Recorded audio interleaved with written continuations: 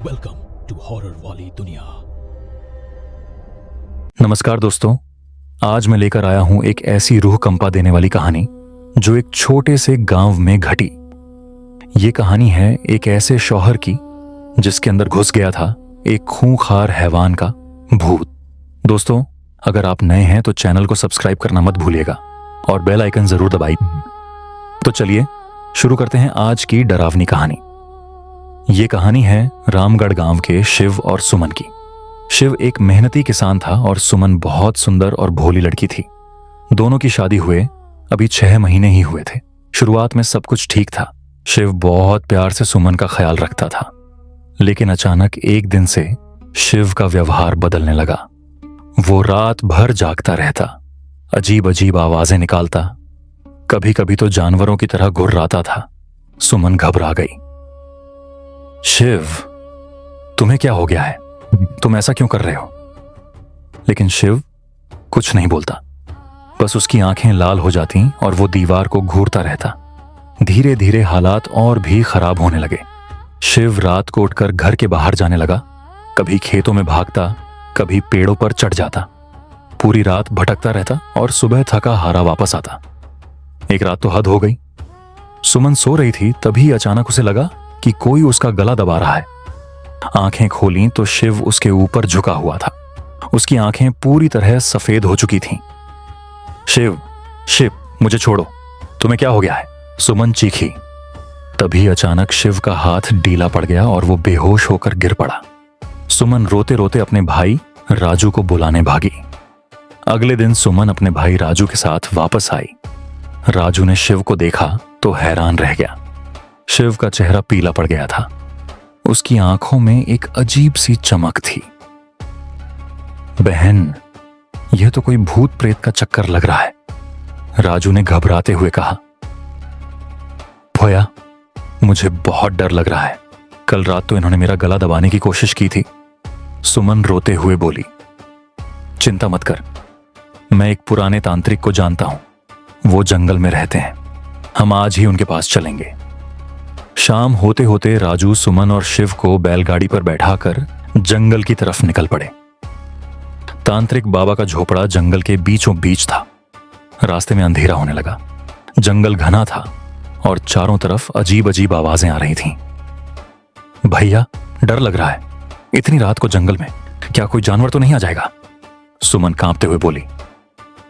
घबरा मत बहन, हमारे पास कुछ नहीं होगा, राजू ने हिम्मत बढ़ाई। तभी शिव ने अचानक कहा, डरने की कोई बात नहीं है, कोई देवता हमें नुकसान नहीं पहुंचा सकता। यह सुनकर सुमन और राजू चौंक गए।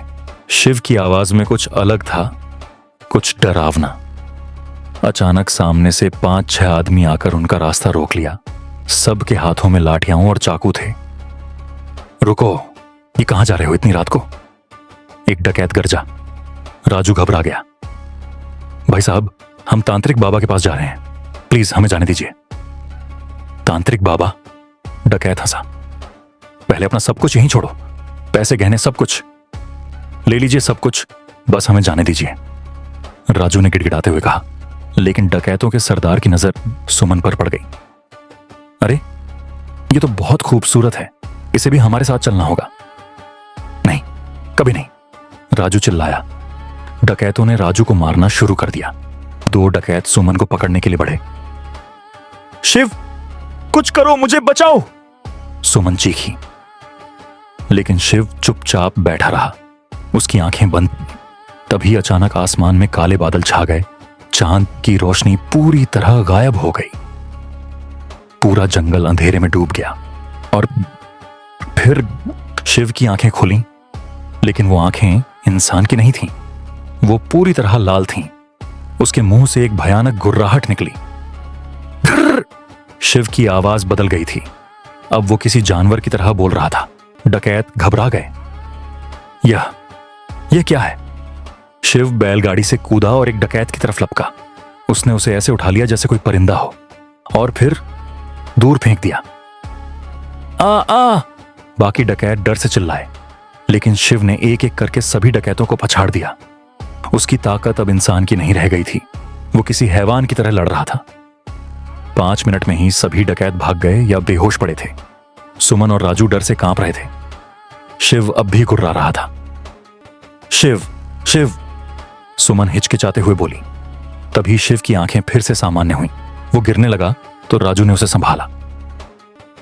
क्या क्या हुआ? मुझे कुछ याद नहीं। शिव बुदबुदाया।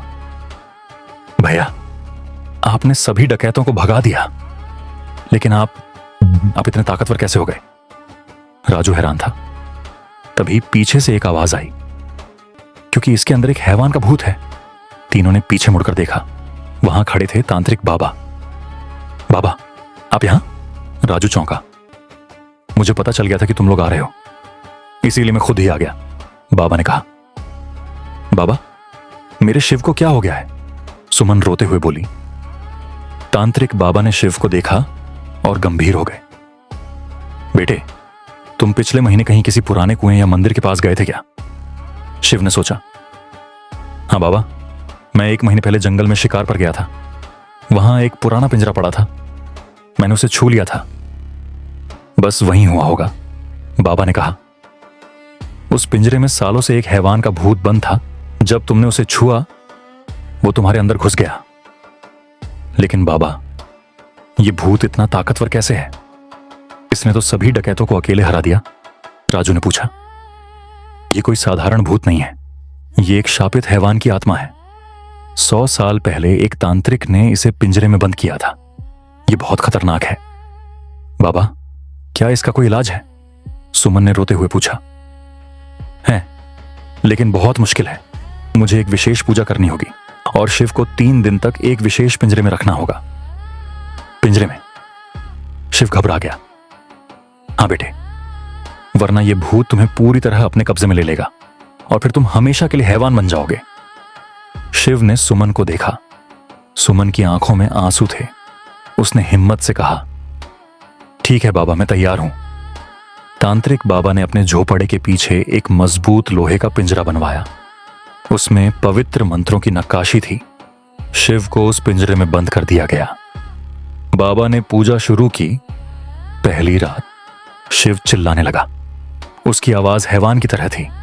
वो पिंजरे की सलाखों को तोड़ने की कोशिश कर रहा था। ग्रर, मुझे छोड़ दो, मुझे बाहर जाना है। सुमन रोते रोते देख रही थी।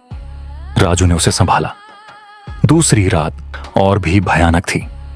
शिव का शरीर अजीब तरीके से मुड़ने लगा। उसकी आंखें पूरी तरह काली हो गईं।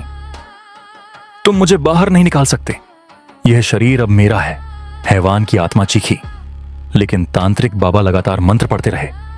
तीसरी रात, आधी रात को अचानक एक तेज रोशनी निकली। शिव जोर जोर से चिल्लाया और फिर उसके मुंह से एक काली परछाई निकली। वो परछाई चिल्लाती हुई हवा में गायब हो गई। शिव बेहोश होकर गिर पड़ा। शिव, शिव! सुमन दौड़कर पिंजरे के पास गई। तांत्रिक बाबा ने पिंजरा खोला। शिव धीरे धीरे होश में आया। सुमन, मैं ठीक हूं?